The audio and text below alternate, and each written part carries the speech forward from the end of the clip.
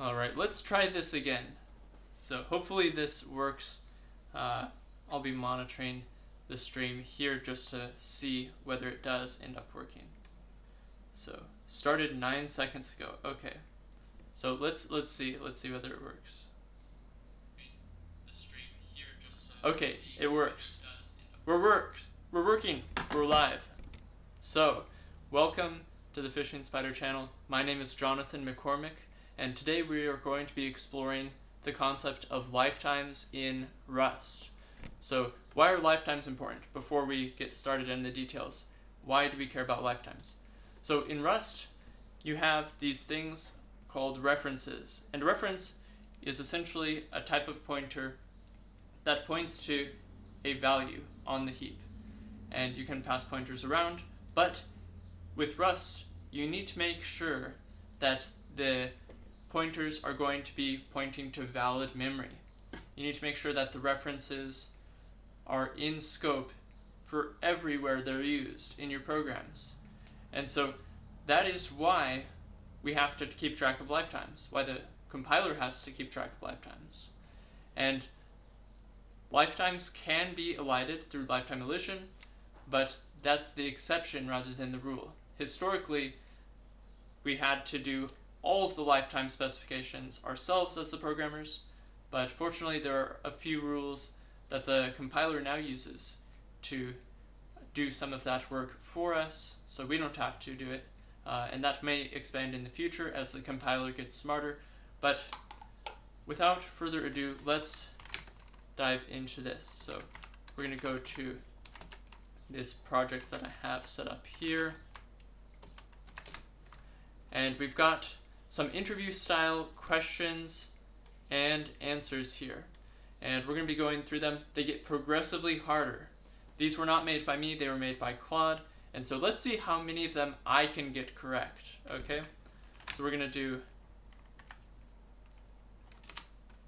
the questions here, and we're going to open the Helix editor here. And so we've got question 0 here. Question 0. The following function fails to compile. Why does Rust need a lifetime annotation here? And what is the minimal annotation that makes it compile? What exactly does that annotation promise the caller? So we have a function here. The function name is longest, and it takes 2 arguments. Both of them are of the type %stir, which is a shared reference to a string slice. And it also returns a shared reference to a string slice. And within the body of this function, we say if the length of x is greater than the length of y. In other words, if this string slice has more characters than this string slice, then we're going to return x, this one. Otherwise, we're going to turn y. And so that's what this function does. And then we have a main function here that declares 2 variables, a and b. And for a, it is a string, an owned string from hello, and b is an owned string from world, exclamation. And then we print out whichever one is longest based on the result from this function here. So with this, the IDE that I'm using is telling me that there's an issue involving this ampersand here. And when we look at it, we can tell why. Because when Rust looks at these input parameters for the function, it automatically says, okay, we have these references that are being passed into the function. We have a reference that's going to be leaving the function. What do we care about here? We care about the fact that this reference has to remain valid everywhere it's used, even after this function no longer exists in the program. So how do we make sure that this is going to be pointing to valid memory? Well, we do that by tracking lifetimes. And so with this, what the Rust compiler does is it does something similar to this. It will do, let's say, it will assign lifetimes to this. So for example, it'll do tick 1, and let's do tick A for simplicity, and then B. Okay, so it'll do something similar to this.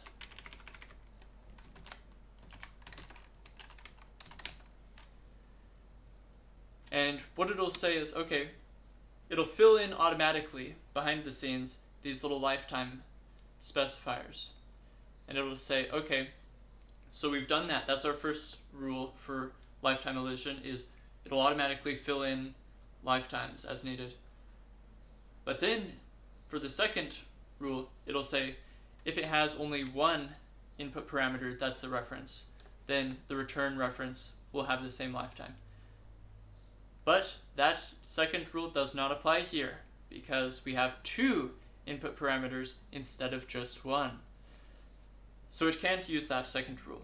The third rule is that if one of those multiple references in the input happens to be a reference to self, then we can infer that the output will probably be self. Otherwise, we'll want explicit annotations.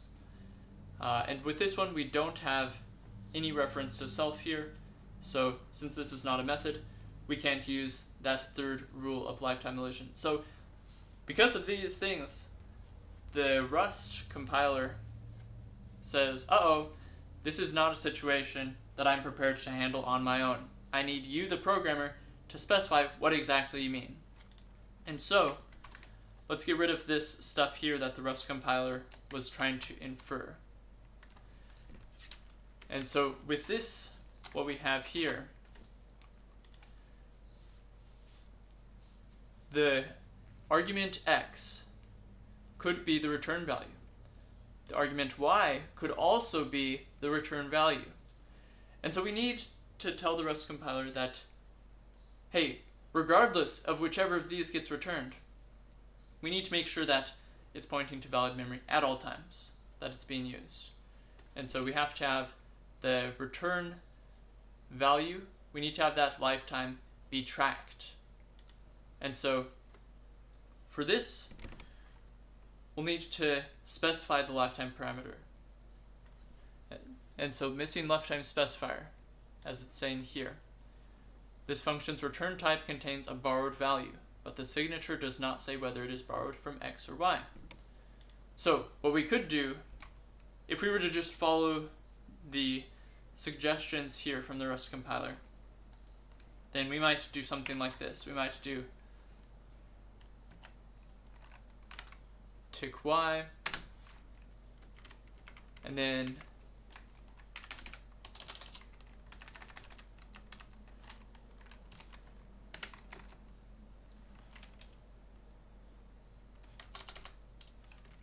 hold on, if I can remember where to put this stuff.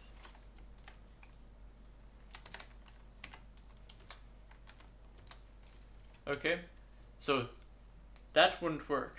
Now, why doesn't it work? Okay, use of undercoded lifetime y. Okay, yeah, of course, we'd have to put that here as well.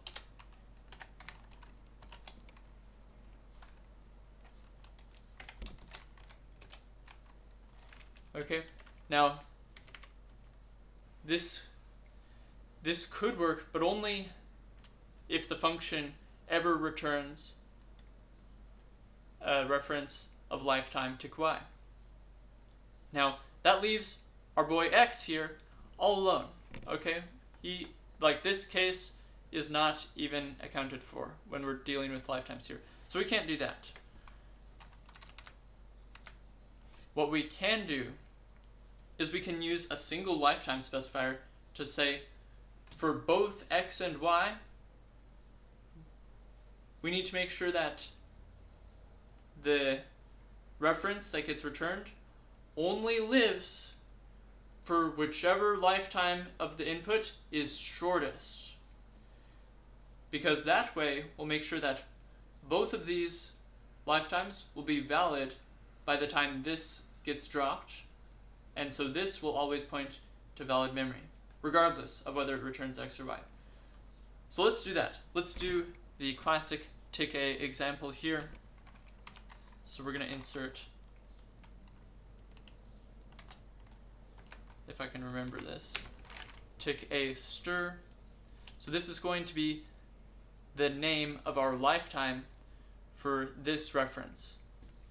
And it doesn't really specify like what lines of code are involved. This is just something so we can have a name for it so that we can track it. And the Rust compiler will do a lot of the work behind the scenes for us, but it does require us to do some work as far as naming stuff and specifying how they relate to each other. And so we have this lifetime specified here. We also need to add it here. So we'll do tick A. And then we'll also want to add it here and here. Okay? But before we do that, let's see what happens if we try to do without it.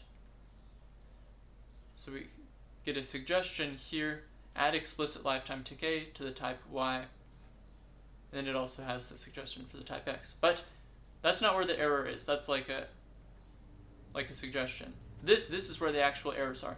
Explicit lifetime required in the type of X. Lifetime tick A required. How does the compiler know it's tick A? Because tick A is in the return type. So it says that X and Y both need to have this lifetime, because that's what the return value expects. So let's insert the lifetime tick A here, as well as here. And with that, all of the warnings here have gone away. So let's go over here. Let's get into the same directory as we are right now.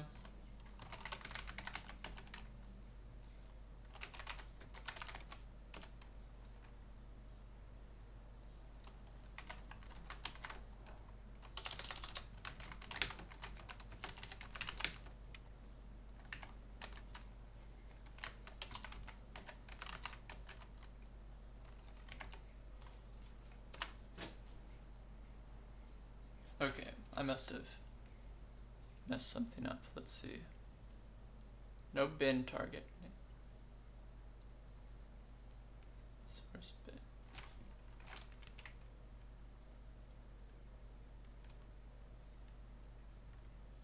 Let's see.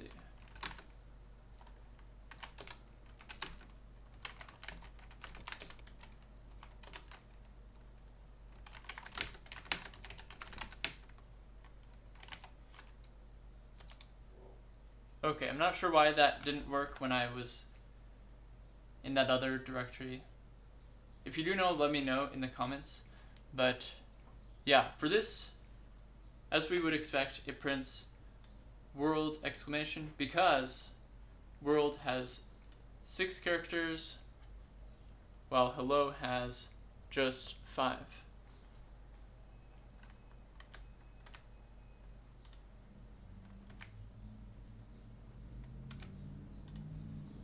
And so with that, we've got our beginner question here done. Let's see what the official answer from Claude was.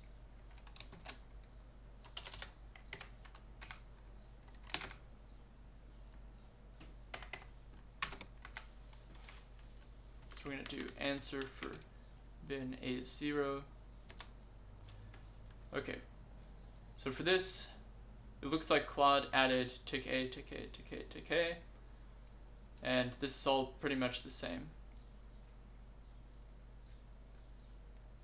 So yeah, it looks like Claude did exactly the same as we did for the actual code. And then for the answer it says, every reference in Rust has a lifetime. Usually the compiler can infer them via elision. But elision only fills in output lifetimes when A, there's exactly one input reference, or B, one of the inputs is a shared reference to self or a mutable reference to self. Here there are 2 input references and no self, so the compiler cannot decide which input's lifetime the returned shared reference to string should borrow from, and it refuses to guess. The fix is to introduce a named lifetime, tick A, shared by both inputs and the output. That signature promises the returned reference is valid for the intersection of the lifetimes of x and y. See, that's what we were talking about, the intersection. So whichever one will be shortest, whichever one will end first, that'll be the limit of the intersection for that. I.e., for as long as both inputs are alive, that's sound because the function may return either one. Okay, that was pretty basic. So let's see whether I can do the next one. Okay, first of all, this is kind of small. Let me increase the font here for all of you.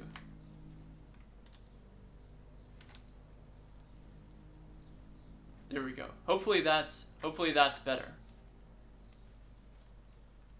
I know it's really annoying whenever I see somebody's video and then it's like super tiny font and it's like I'm like on mobile and it's like a mess.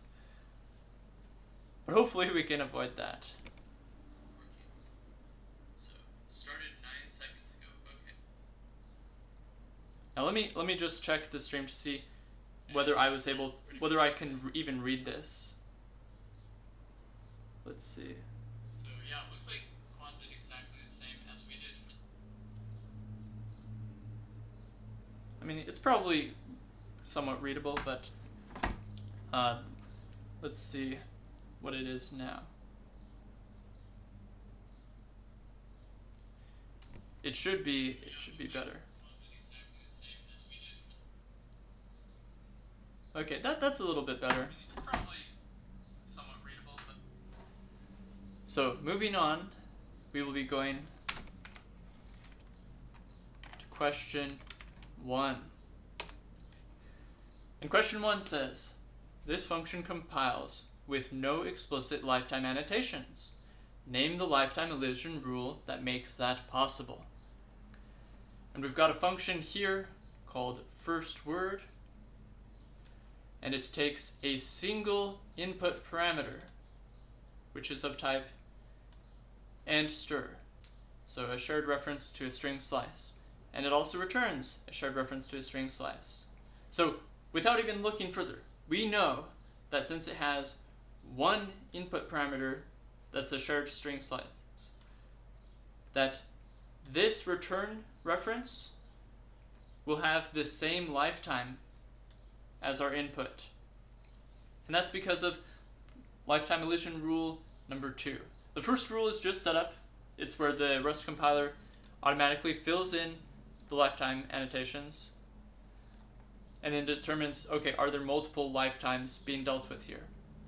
And for this one, since there's only one lifetime that we have to deal with as far as the inputs, the Rust compiler says with rule number 2 that, okay, we're going to automatically make the lifetime for this the same. And so with this, inside the body of the function, we are going to be doing S, so taking this string slice, splitting the white space. And so basically making it so that each chunk that's separated by white space gets split up into an iterator. And so we call the next function. So that gives us the first element, or the first word of this string. And we're going to unwrap that and return it. And so that should return the first word as the name of the function suggests. And we have our main function here, which takes the declaration of a variable s, and it creates a owned string, hello world, and it prints the first word of that. And really quick, let's change this. Let's change this. Let's do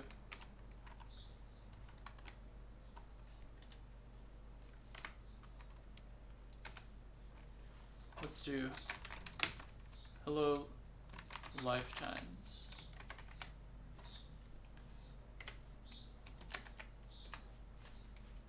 Okay, we're going to do hello lifetimes for this. And so looking here,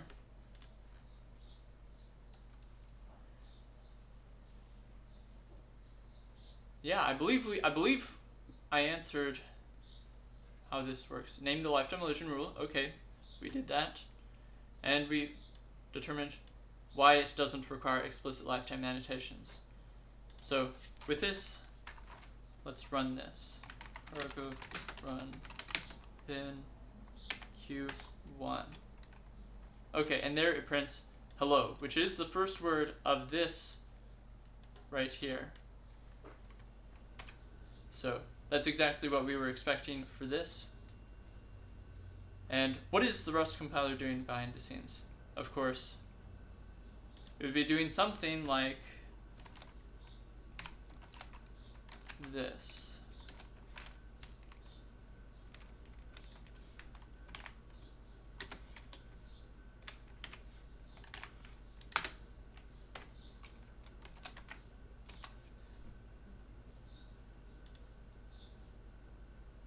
Okay, and there it tells us a helpful hint. The following explicit lifetimes could be elided. And so that's Rust telling us, hey, for this one, I've got you, bro. So we can undo all of this, because I will be having a meeting later today where I'll be using this. So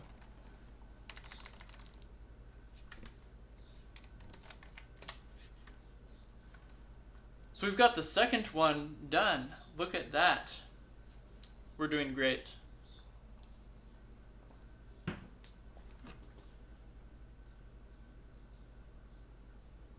Let me make sure the font is okay. Okay, I'm starting to be able to see this. Let me try increasing the font here.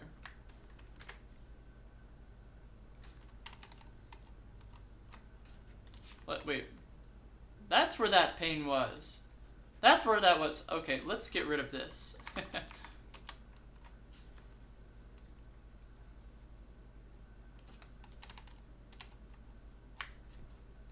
Let's see if I can see that here on this string.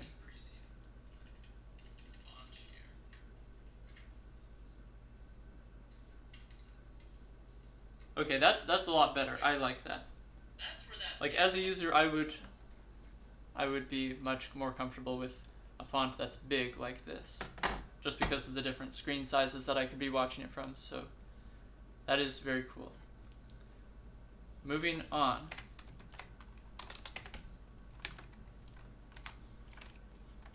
We're going to be going to... Actually, hold on. We haven't seen the official answer from Claude, so let's see.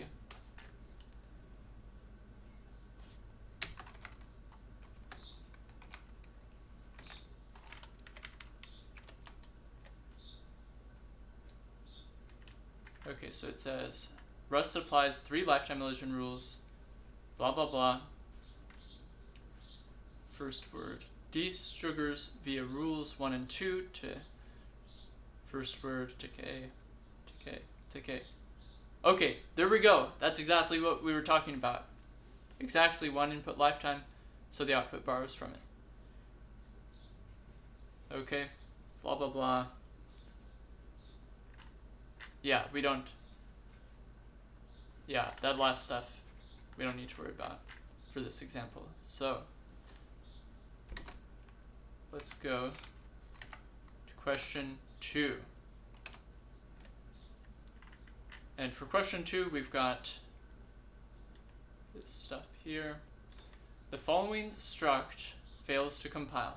Why does Rust require a lifetime parameter on any struct that holds a reference? What invariant is the compiler enforcing about excerpt and the data part refers to? So we've got this struct, and it's called excerpt. And it has a named field called part, and it has the type of shared reference to string. Now, with structs like this, you can have structs be constructed and then dropped. You can have structs be passed between different functions. You can have structs that live longer than the data that was used originally to create the structs. And we want, for the reference here, as we mentioned before, we want it to always point to valid memory. And if the string underneath were to get deallocated before we drop the struct itself, then that's a problem. That means that we could get undefined behavior. Ooh! Okay.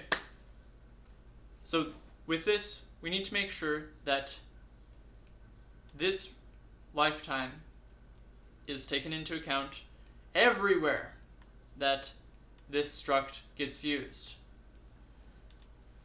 And so that's why we have this warning here. But before we do that, let's do a quick overview of this main function.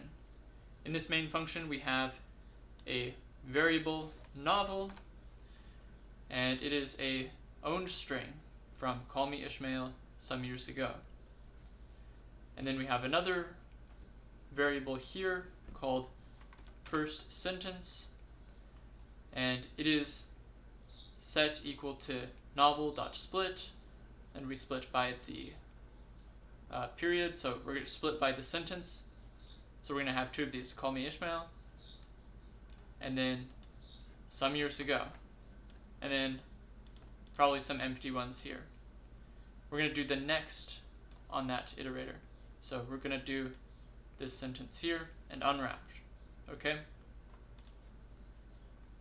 We're going to have another variable called excerpt, and it's going to be of type excerpt.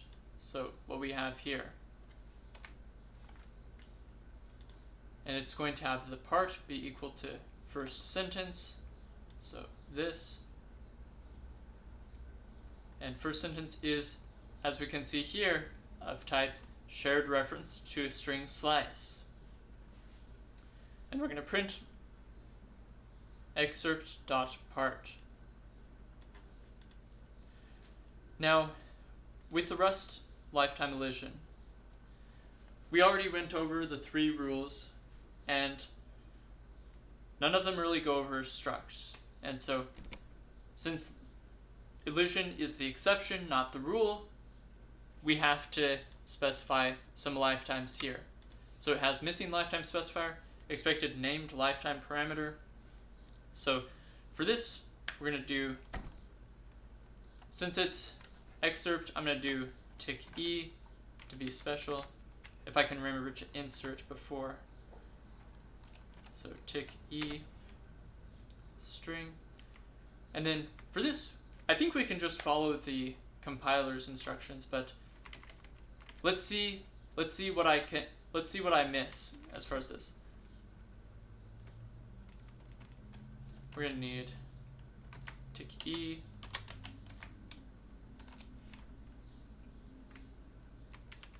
And will we need one over here? Okay, I'm gonna guess not, but let's see if I'm wrong on that.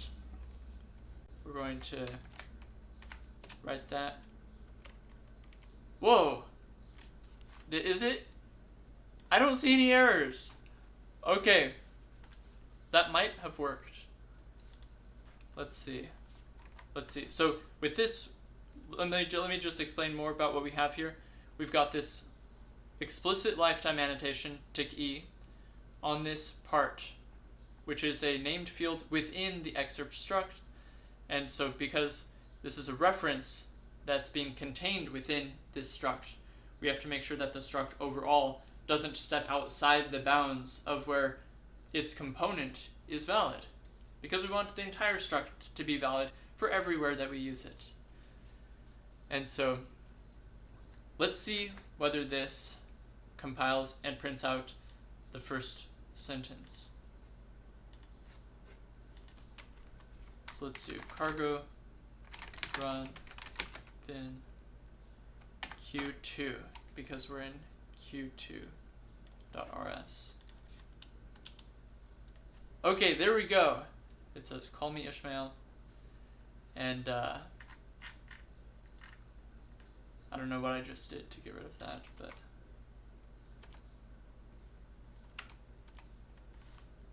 okay, there we go. So we've got that first sentence. That's all wonderful. So next, let's see what Claude's explanation for it is.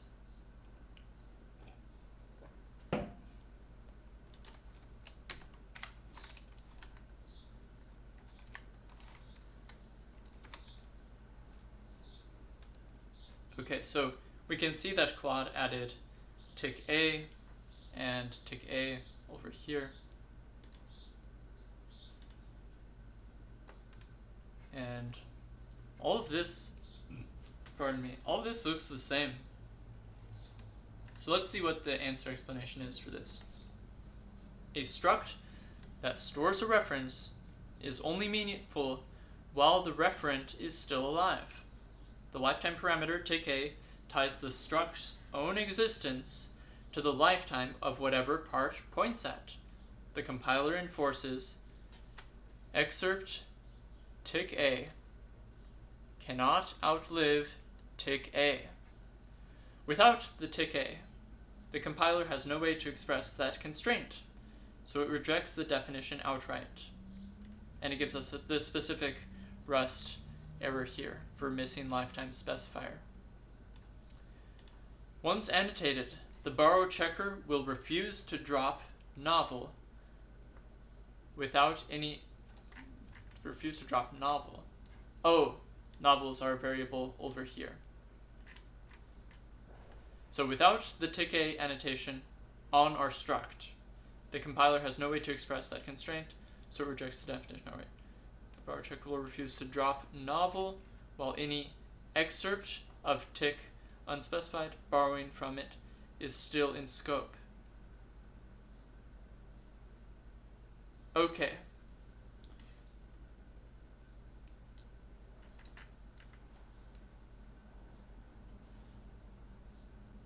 So this is where the actual heap value lives. This is a reference to this. And this is a struct that contains a reference to this. And so what that's saying there is that the compiler will make sure that this variable, novel, does not get dropped until all of its references go out of scope. So that includes both of these. And also this usage here. Because this relies on this, which relies on this, which relies on this. Okay, that makes sense.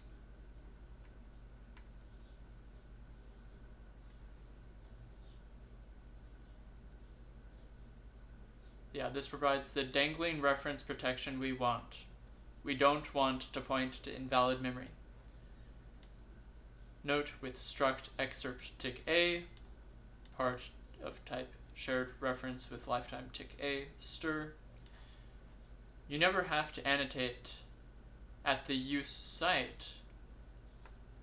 Excerpt part first sentence infers tick A. Okay, so what that's saying is that we have to specify lifetimes here, but we don't have to specify lifetimes when we actually instantiate the struct. So we don't have any lifetime annotations here, except the compiler's giving us, the language server appears to be giving us a suggestion here of like saying what the type annotation is, excerpt with an unspecified lifetime here.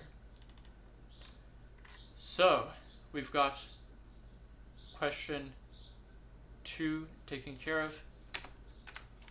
Let's go to question 3. And we're going to have a water break really quick because your health is important and you should stay hydrated.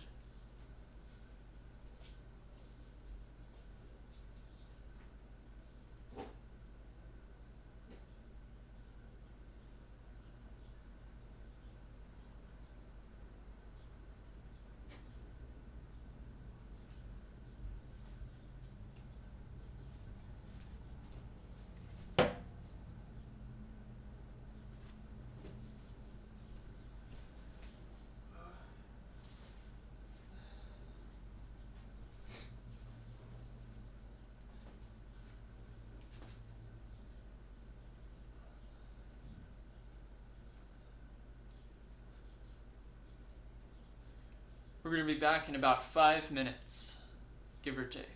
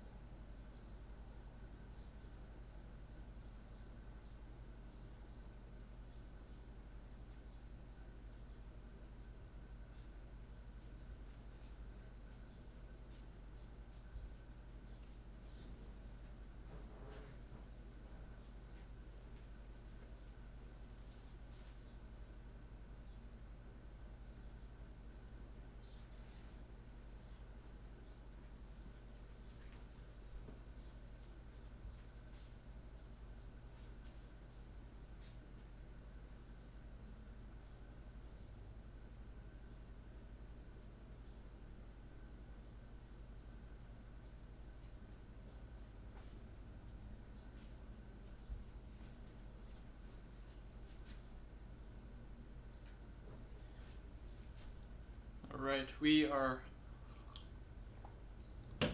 are back now.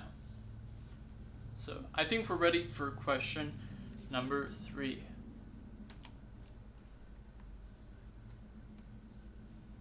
Why won't Dangle compile?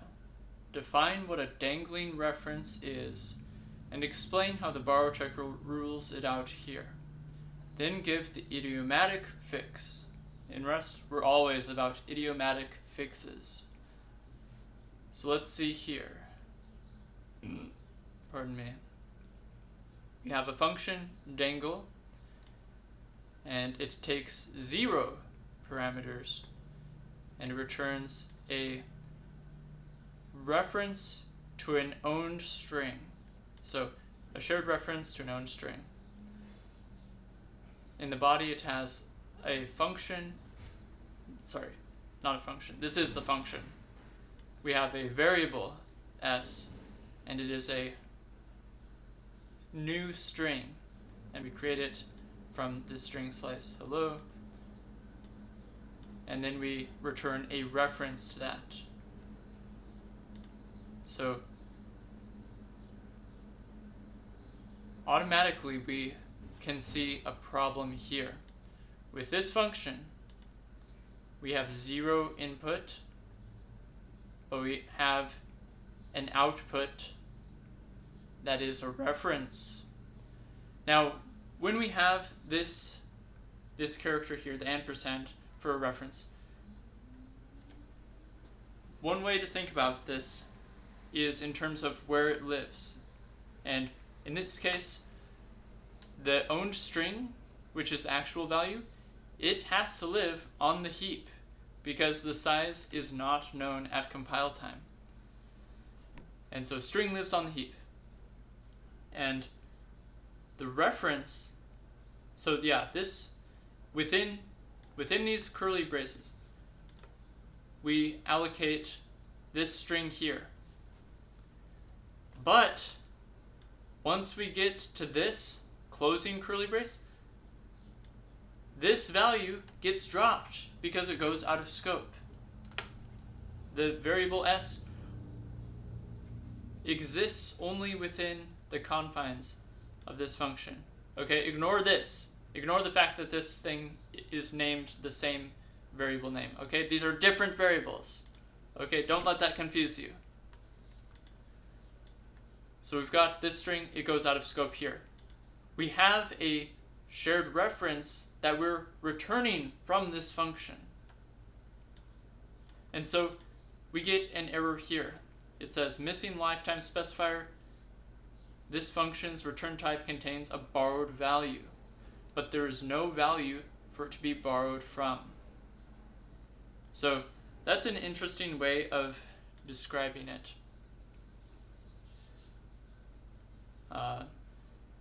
So basically,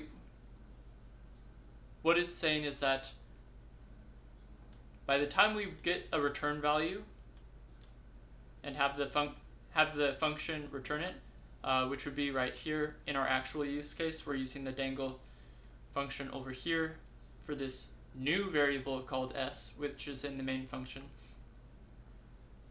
Okay, by the time this line ends, by the time this function completes its run, the internal s has already been dropped. And so this s value, it's pointing to invalid memory now. And so this is a dangling reference.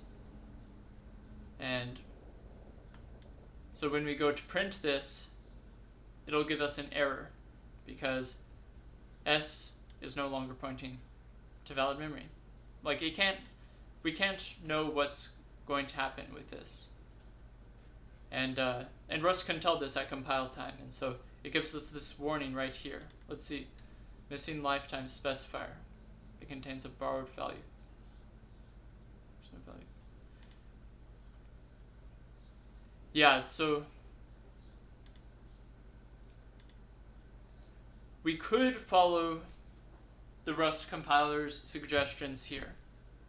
Okay?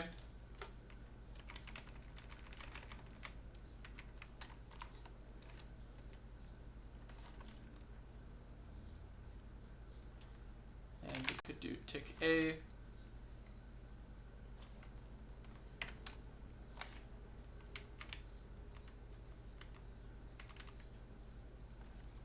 And we're going to do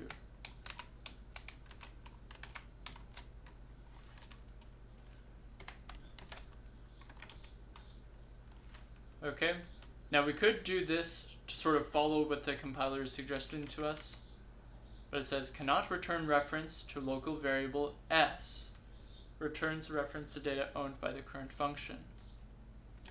Yeah, so that's what it's talking about. This variable s is owned by the current function. And we're not giving ownership to something outside of the function. So the owner dies at the end of this function. And so with this, what is the idiomatic way to solve this? In this particular case, it would be arguably to get rid of the references altogether and just pass the owned value.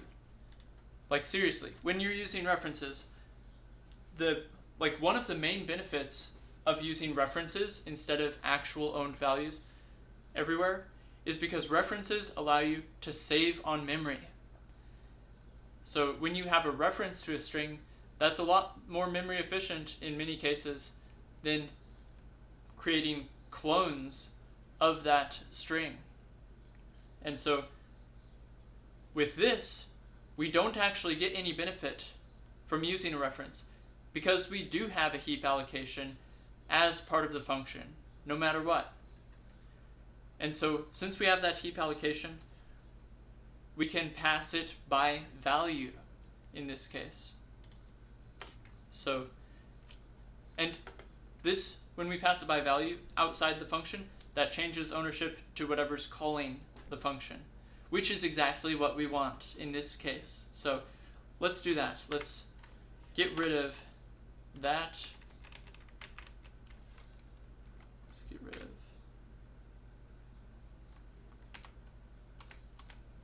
get rid of that and that. So actually, we can even go further.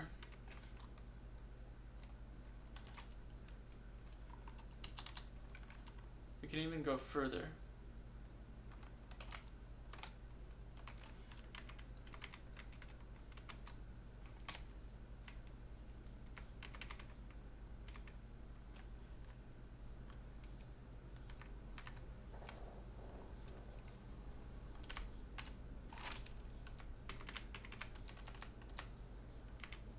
We can just do that.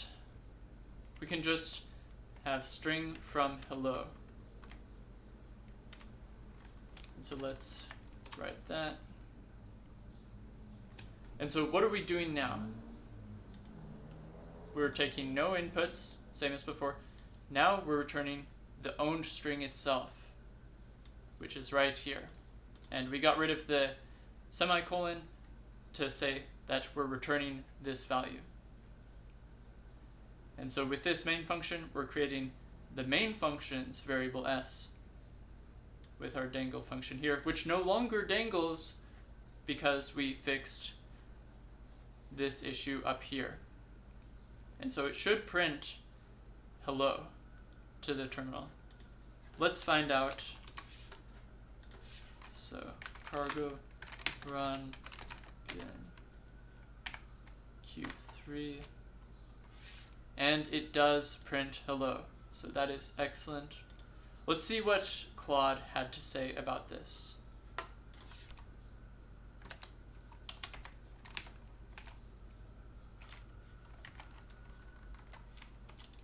Wait, hold on, that was wrong one.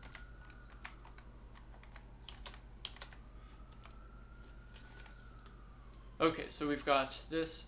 Claude changed it to return an owned string. And it also got rid of the variable declaration here. It just gave us the string value. Okay. Okay, there we go, Claude. So Claude knows how to write some idiomatic Rust. So let's see. A dangling reference is a reference whose referent has already been freed. So a dangling reference is when a reference points to something that has already been freed. Reading it would be undefined behavior. C lets you create them trivially. Yeah, gotta hate on C sometimes. Oh, for real though, yeah, all the love in the world to Dennis and Brian and all of them. But yeah, the undefined behavior, that's rough. So Rust borrow checker makes them impossible in safe code. The original dangle creates a owned string, which is owned by the function's stack. So the value is on the heap, but it's owned by the function's stack. Keep that in mind. It's owned by the function's stack frame. It then tries to return a reference to it. If I can't let my terminal get away. When dangle returns, S is dropped. So the returned string would point at freed memory. The computer's analysis is simple. The return type and string requires some lifetime tick A tied to a caller visible scope, but S only lives inside dangle, so no valid tick A exists. You'll see error 0106, missing lifetime specifier, followed by the suggestion to return an owned string. The idiomatic fix is to transfer ownership to the caller by returning the owned string directly, as no dangle above, no borrow is involved, so no lifetime is needed. Oh, they changed the function name to no dangle. Okay, that's even more idiomatic. Like, okay, well done, Claude. You beat me by a razor thin margin on that one. So that was fun. Let's do the next one here.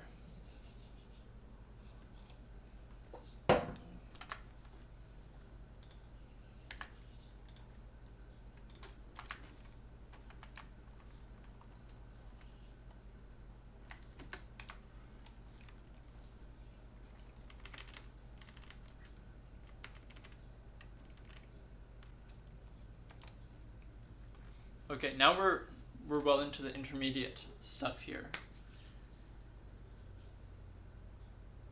Store n%s fails at the call site, but store world works.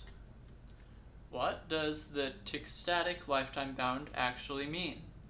Why does a string literal satisfy and tick static stir, while a reference to a locally owned string does not? Follow-up, is tick static a property of the reference or of the data it points to? So I'm going to address this last one here. Tick static is a property of the reference. It is not a property of the data that it points to. You can have a actual piece of data that lives for a short time, a long time, whatever. Tick static is saying that the reference itself needs to be valid for the entirety of the program. And so with this, that's why we see tick static only used pretty much with references. So we don't need to specify the tick static lifetime when we have owned values that we're dealing with. And so let's dive into the code here. We have this function called store, where we take a parameter s that we don't actually use. That's why it's prefixed with this underscore. And it's a shared reference to a string slice. And it has a tick static lifetime. And so what this is saying is that we have this function store, and the value that we pass to it needs to be a reference with a static lifetime. And there are only a few types that do give us a tick static lifetime. So with this, we're going to pretend we stash in a global. So let's see the main function here. We've got this variable s, and it's an owned string from hello. So we're allocating hello on the heap here, and it's owned by s. And we're calling the store function on %s.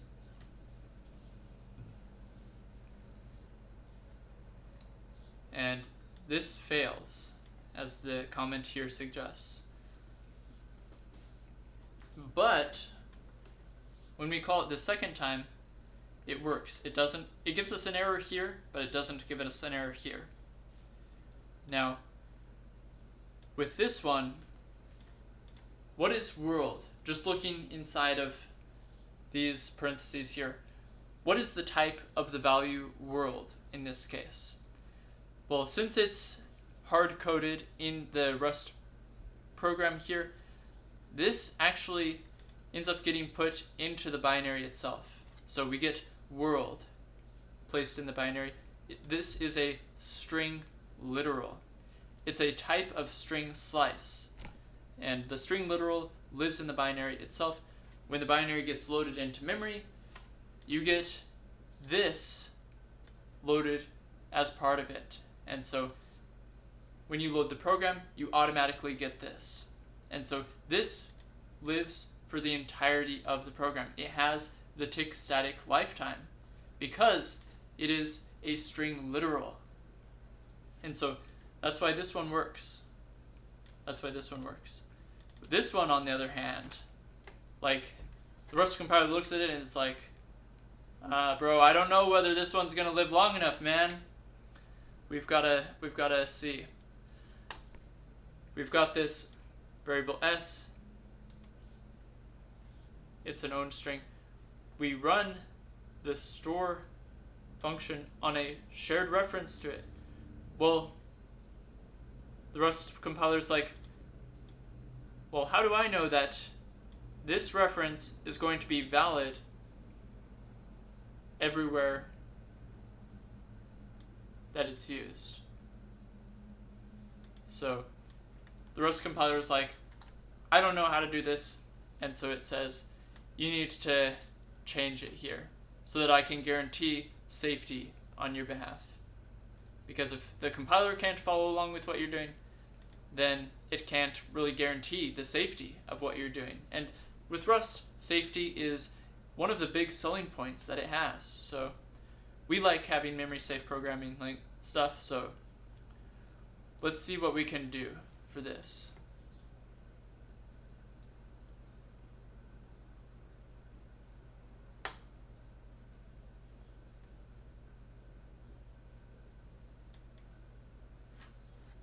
Let's see what the error is.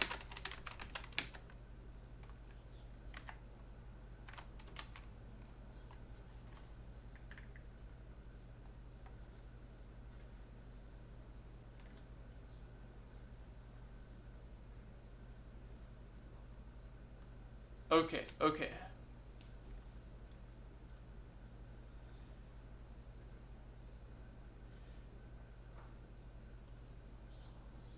So there are a few ways that we might be able to address this. We could do this. We could have a static that we declare, and we're going to name it. Actually, we're going to want to capitalize it, so.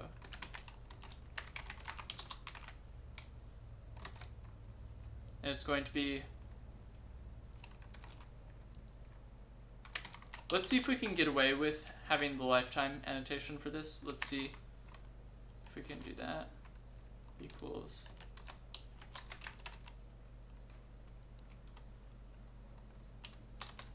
Wait, hold on. We're creating a string literal, which we're already doing here. We've already shown that that works. Let's try to do something new that we haven't already done here. So let's make it a little more challenging. Let's make it a string, an owned string. Okay, I'm going to set this to string.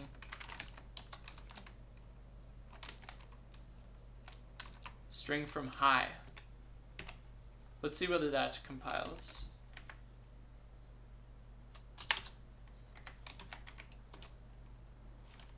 Okay, it's probably going to complain at us. Cannot call non-const associated function in statics. Calls in statics are limited to constant functions. Tuple structs and tuple run. Sid sync lazy lock new. Okay, I don't want to do all that, so let's just say that we've addressed the question here well enough.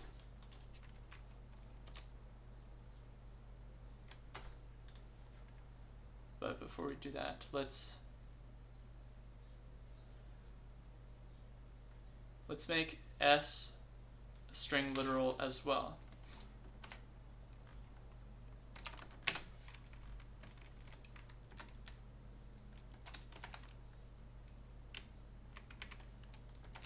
Okay, so S is a string literal now. And since it's a string literal, it has the tick static lifetime, even though it's not saying it here. So let's do that. The errors seem to go away. This expression creates a reference which is immediately dereferenced by the compiler. Yeah, for the sake of this learning example, we don't need to worry about that so much. Okay, so the program compiles. So, we've got that. And we're only at question 4. Like, that was an intermediate question. Let's see what the answer is. So this is going to be A4.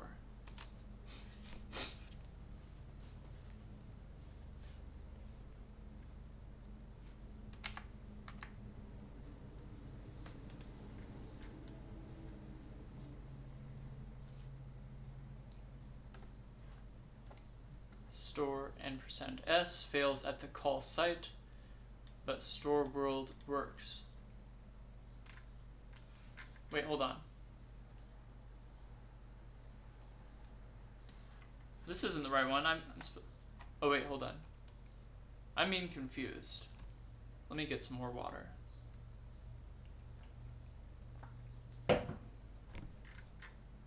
Okay, yeah, we did this. So pretend we stashed in a global world is a string literal. What is going on with Zellige?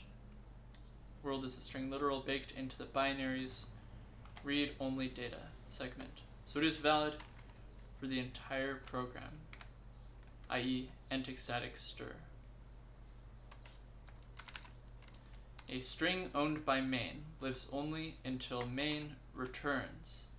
So n%s is a shared reference of lifetime tick a stir for some tick a bounded by main's scope. It does not satisfy tick static, and tick store n%s would be rejected. So the answer, tick static is the longest possible lifetime. The referent is valid for the entire duration of the program on a reference bound.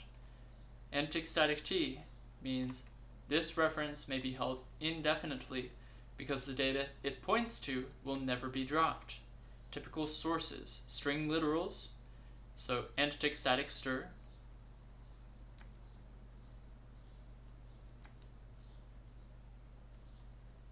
in.row data. What's row data? Let's find out. Items declared static and values deliberately leaked. So box leak, vec leak, once locked, get or init, etc.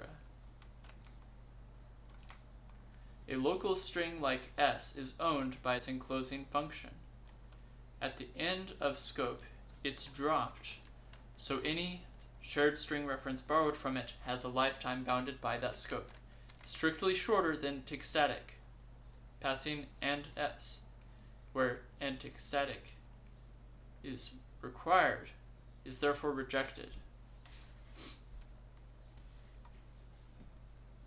Variance depending on call shape. The literal world works because its bytes are stored in the binary itself and outlive every scope.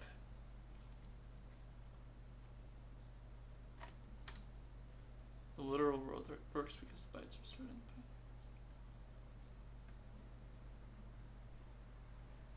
the binary. Okay, yeah, that's basically just explaining how string literals work. Follow tick static is a property of the referent.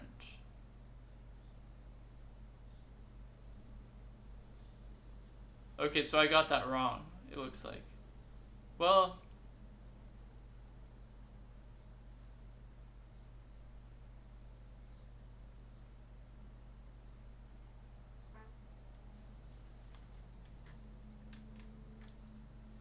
yeah, tick static is a property of the referent.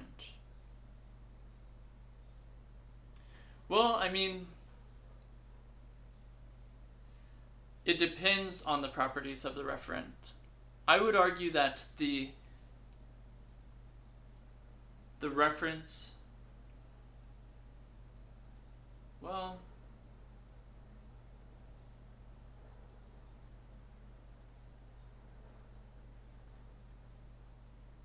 is there a way for us to test this? I'm wondering if we can test this. Let's see.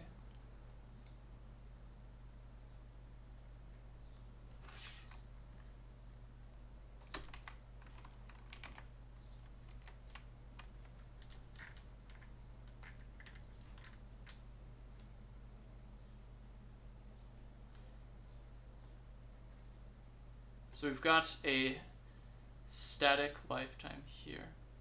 Stir.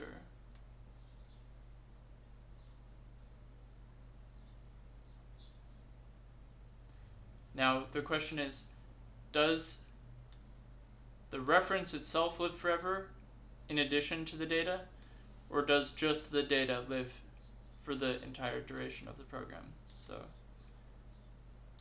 let's see.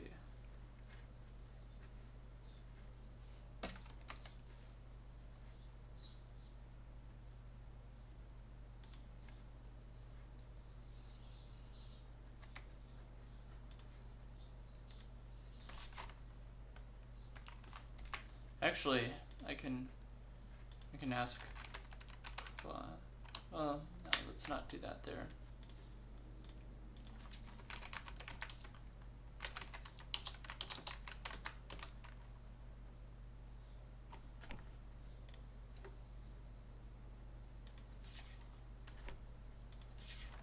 So in Rust,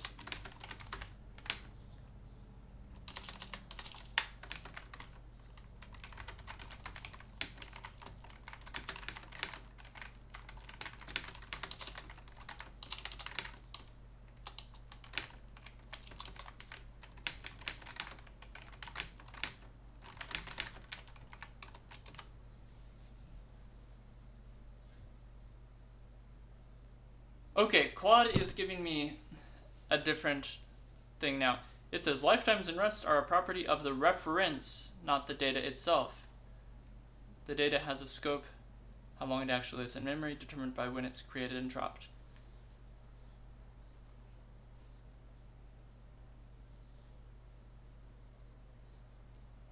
Yeah, used to ensure the reference never outlives the data it points to. References have lifetimes. Data has a scope. You can have multiple references to the same piece of data with different lifetimes. Okay, that's another thing. So I feel like I should probably, I mean, this is a good discussion point, but I feel like it might be misleading as far as like telling people, oh, like it's this way, and you know you should have your mind conform to that. Like, nah, like I think there is some room for argument in this. So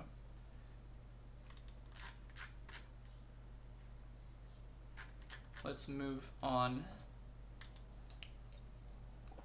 after some water, of course.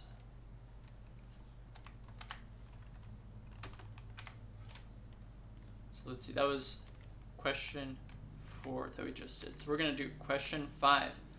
Okay, we're getting toward the end of the intermediate stuff here.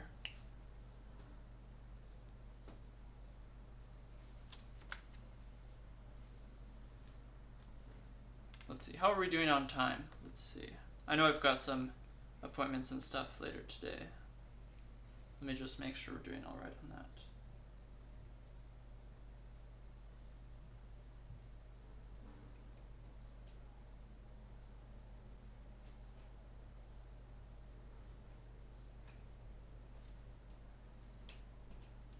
Okay, we're doing all right. Okay, we're getting to intermediate/advanced. Pick first compiles, but the main below fails to compile. The return is only ever derived from X. Yet the caller is punished because tick A gets unified with the shorter of the 2 input lifetimes. Rewrite the signature using 2 lifetime parameters so that the returned reference is tied only to X, and explain why 1 lifetime was overly restrictive. I'm not sure how this is intermediate to advanced, but okay. So we've got this pick first function, and it has a single lifetime for the whole function that we're specifying here. We've got 2 input parameters. We've got X and we've got Y. And both of them are shared references to string slices of lifetime tick A. And we return a string slice of tick A lifetime. So we do let underscore equals Y, and then we return X. So with this logic, it will only ever return X in reality, but we still have Y as an input parameter. And we still have it in the body, even though it's not actually used for anything useful. And we've got a main function here. We have a variable long, which is a owned string that we allocate right here, and the string is saying long lived. And we declare a variable here called result. We don't initialize it with a value yet. And now we have a interior code block. And so within this smaller scope, we have a local variable short, which is a string from short. And then we set result. Okay, so we're initializing the variable that we declared outside of this scope. So we're initializing it here. And we're saying pick first. We're calling this pick first function. And we're passing in a shared reference to long, as well as a shared reference to short. So this one lives a long time, this one lives a short time. And then the scope ends, and then we print the result. And so with this, when we reach this closing curly bracket, all of the locally owned variables are dropped. So that means that short gets dropped. Well, we pass short in here, and short is in the position where it would be the Y in this setup here, which we don't actually use. But the Rust compiler is looking at the lifetime elision rules, and it says, okay, well, this one's already specified, so yeah, we're going to ignore lifetime elision. And when we've got these two, we're going to be needing to make sure that regardless of whether it's X or Y, that the return value will always be valid. Now, the Rust compiler, maybe in the future, I don't know, in like 2086 or whatever, I don't know.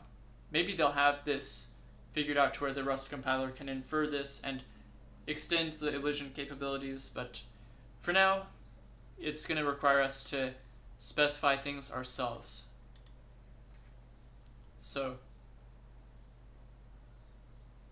we've got tick A and tick A here.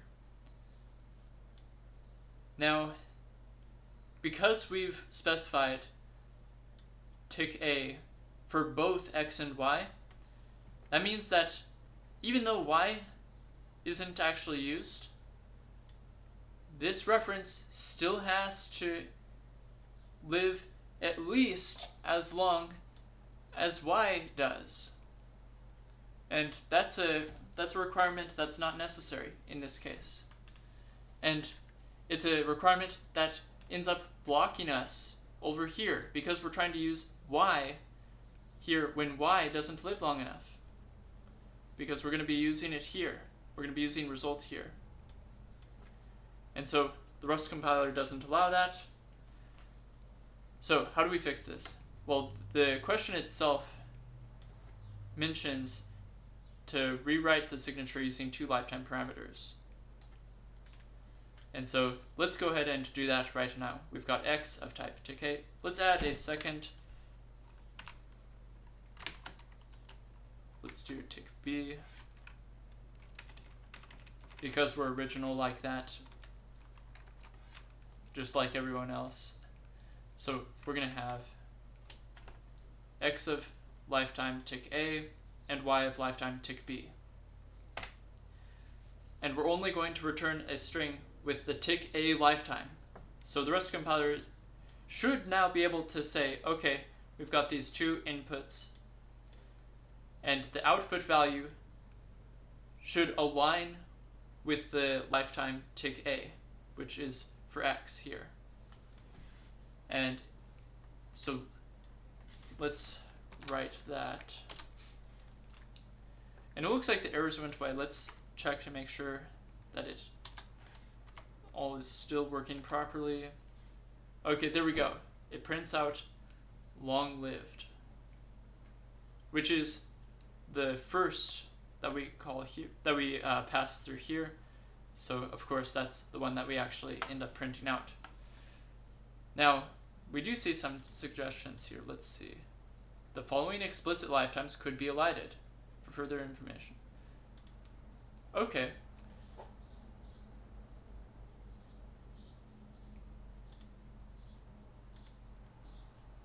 So we actually don't have to specify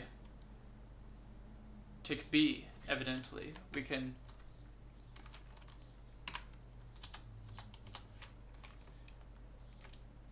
let Rust infer the lifetime of B.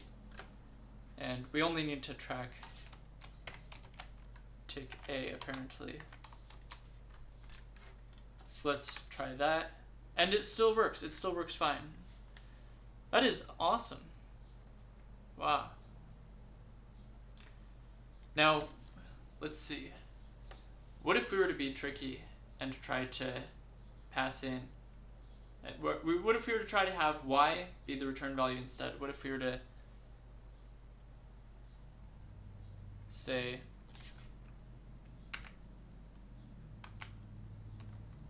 do that and then do that?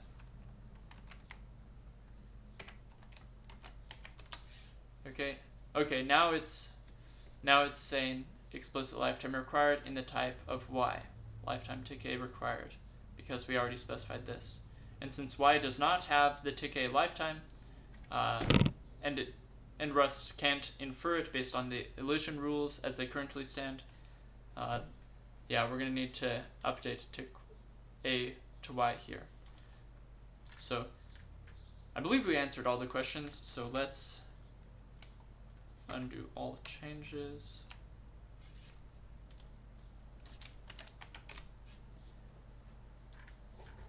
And then let's look at the answers for this.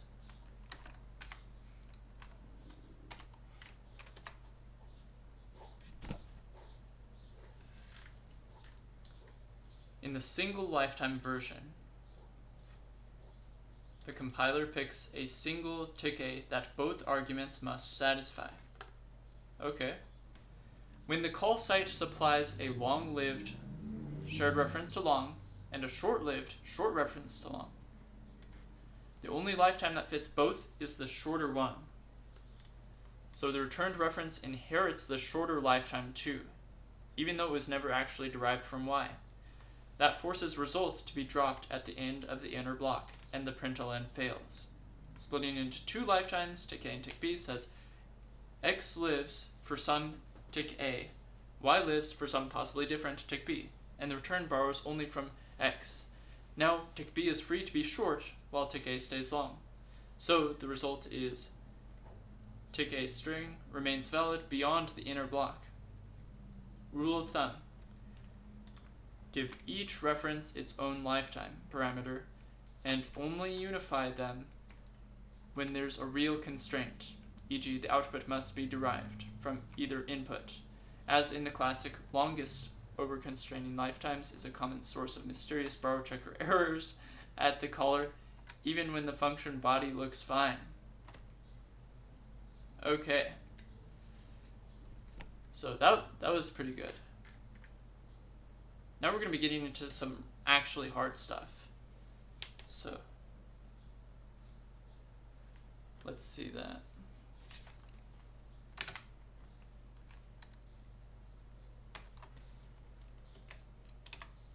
Now before we tackle this, I'm going to go get a refill of water, because hydration is important. Drink your water.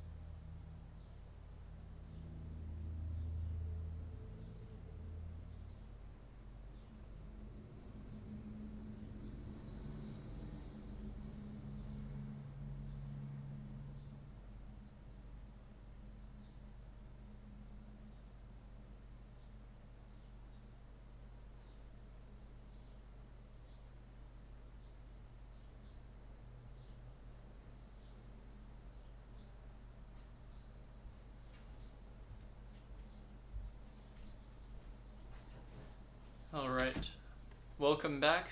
Question 6. Okay, this is in advanced territory here.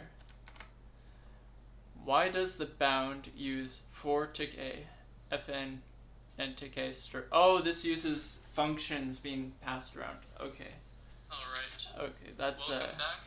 Question. Let me turn off that. Okay, so it returns and tick A stir instead of a single named lifetime, such as fn and tick B stir tied to an outer parameter. In plain words, what does for tick A, a higher ranked trait bound, tell the compiler about the closure? Construct a call site that would be rejected without the HRTB, but accepted with it. I have no idea how this works. So yeah, this is definitely something where I'll be learning stuff. So fn apply. We have a function called apply, and we have a generic type f, which we pass into it, and we return a owned string. And we have a where clause here, where generic type f for tick A is a function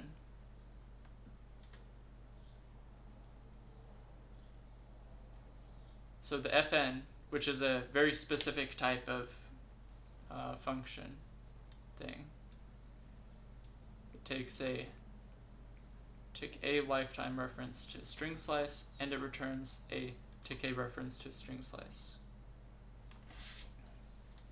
Let owned equals string from hello world. Let borrowed equals a reference to that with f. Okay, so we pass in the function f and we call it here on a reference to this owned value here.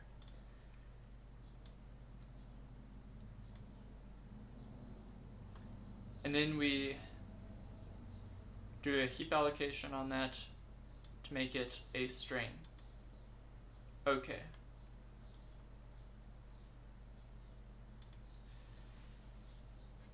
So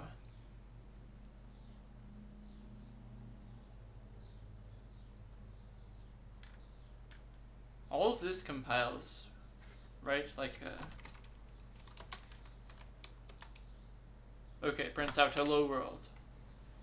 We've got another function, trim ws. S is of type n%stir, and returns m_stir.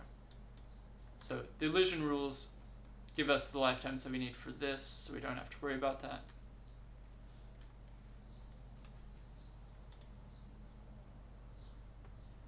So the main function has a println statement, and it uses debug formatting, which is why we see this colon and question mark here.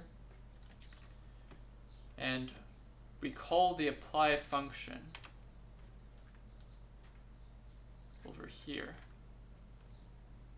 with trimws, the function. We're passing in the function trimws into this apply function. Now, trimws, does it meet the requirements of the apply function? Well, let's find out. It takes a generic f, and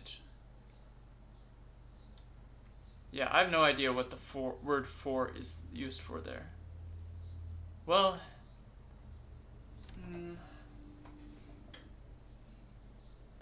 wait a minute. Is it because it would take input parameters like an iterator or something? Because for sounds like we're iterating, like a for loop. I wonder if that has anything to do with it. But yeah, I'm pretty much stumped on this one. So let's go to the answers. So A6. So the answer for tick A, okay,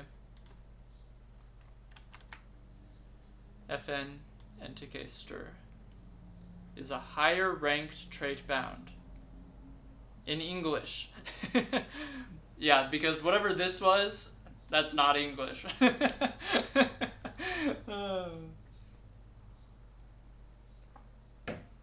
In English,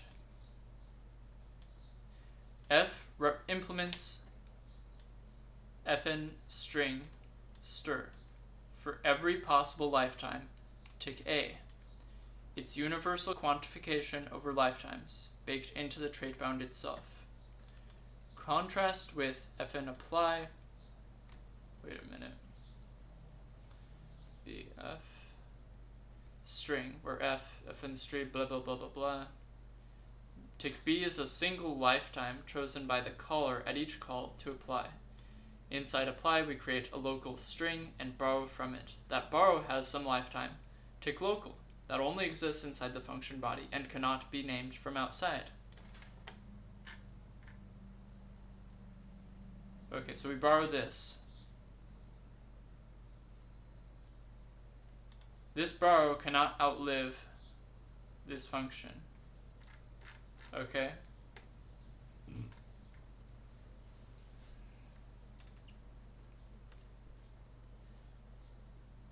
more broadly, any higher order combinator that passes short-lived borrows into a color-supplied closure, e.g. iterator for each style callbacks or unborrowed elements, relies on HRTBs, higher something trait bounds.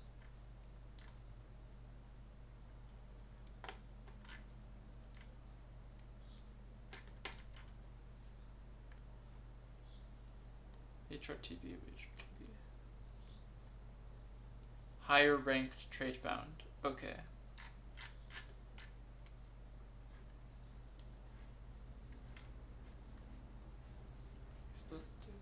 Yeah, I'm just as confused now as I was when I started this, so.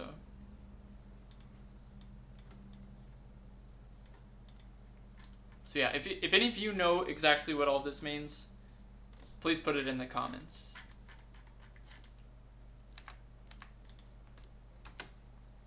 So let's go to the final question for this stream today. Q7. Now, this one's supposed to be even harder. This one's ranked expert by Claude. Let's see. This program fails to compile. Explain the failure in terms of variance. Oh boy. Specifically, why is the shared reference of TK lifetime for generic T covariant in T, but a mutable reference to T of TK lifetime is invariant in T? Walk through the concrete unsoundness that invariance on a mutable reference to T prevents by showing what would happen if the compiler accepted assigned shorter and mute target local. Okay. So we've got our function assigned shorter, and we've got our destination and source. So this one, destination, is a mutable static string slice reference.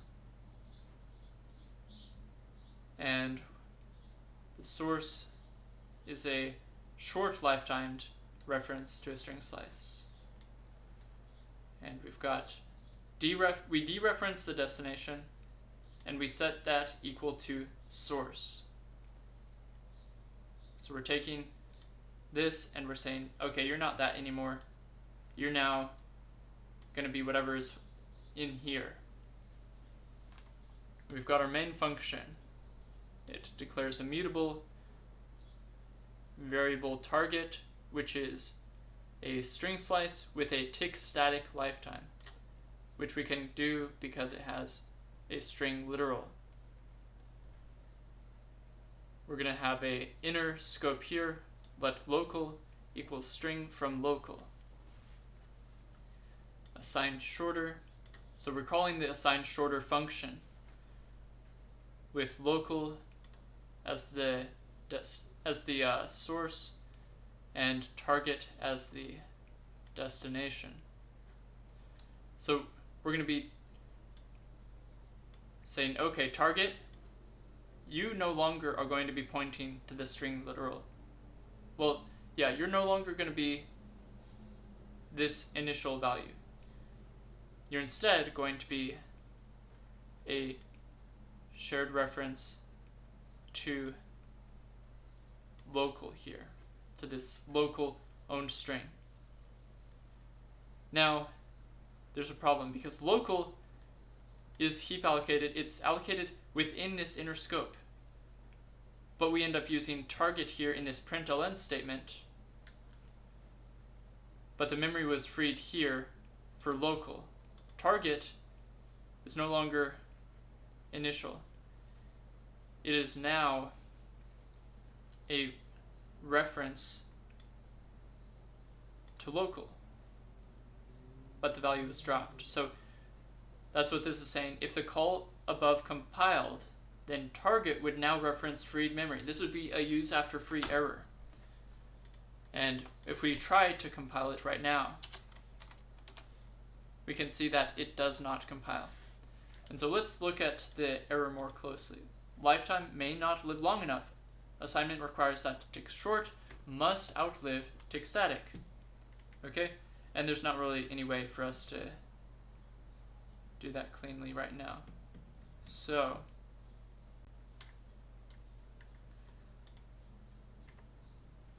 for this,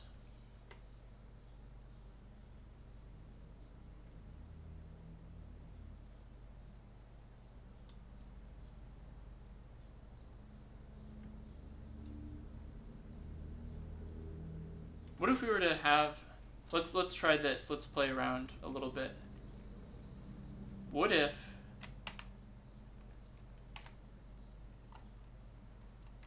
hold on.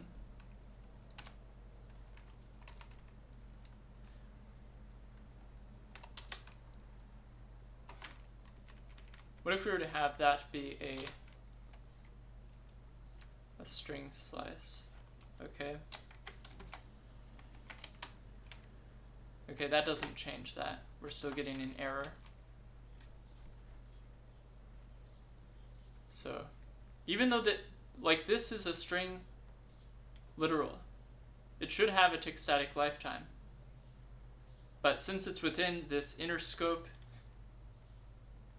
the variable local gets dropped. So we're passing a reference to that source. So this would be a reference to, okay, it would still be invalid.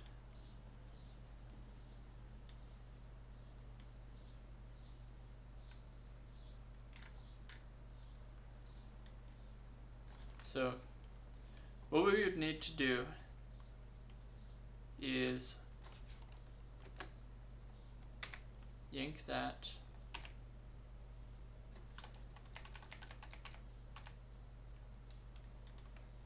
and then, yeah, we'll put it outside of this. Let's see if that'll solve all of our problems.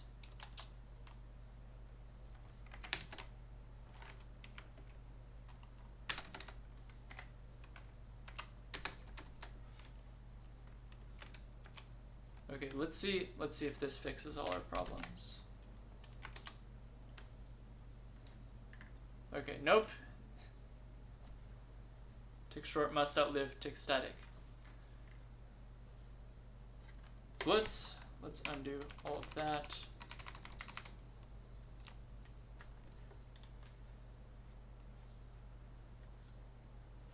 What if we were to have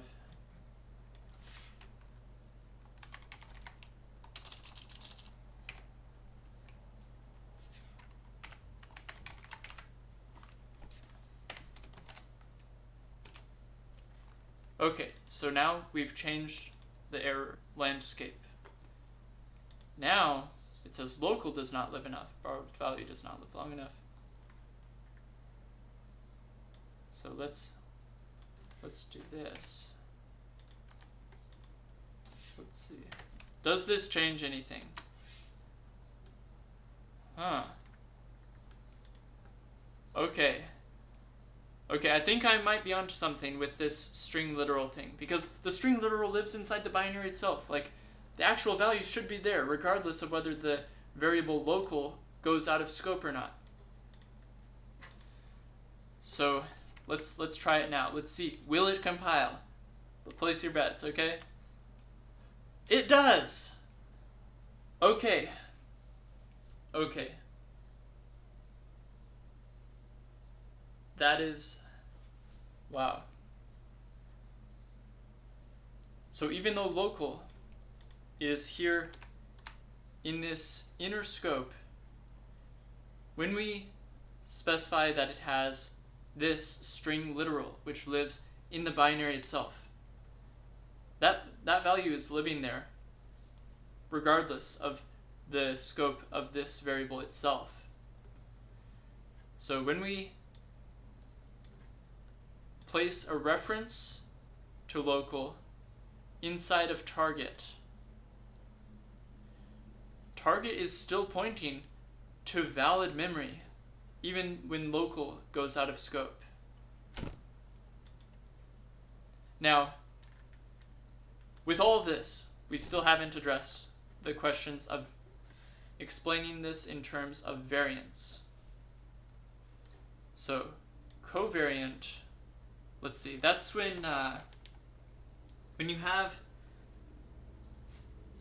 something that is, when you have a subtype,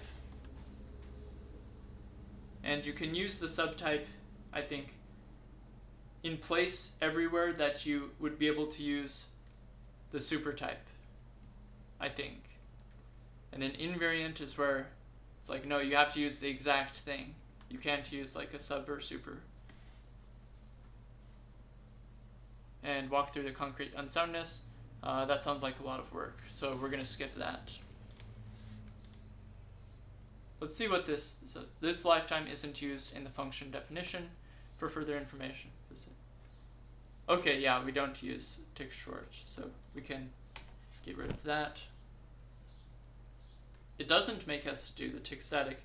I guess Rust just has that, just knows what tick static is anyway. So let's write that. Make sure it compiles. Okay. We're looking pretty good. So that was a run through of lifetimes with Rust. I definitely still have a lot to learn as far as lifetimes go. I'll probably make more videos on lifetimes to help myself out, to help you out. Hopefully we can all learn something together. And thank you very much for joining me for this stream, whether you're live or watching this after the fact. And you have a fantastic rest of your day.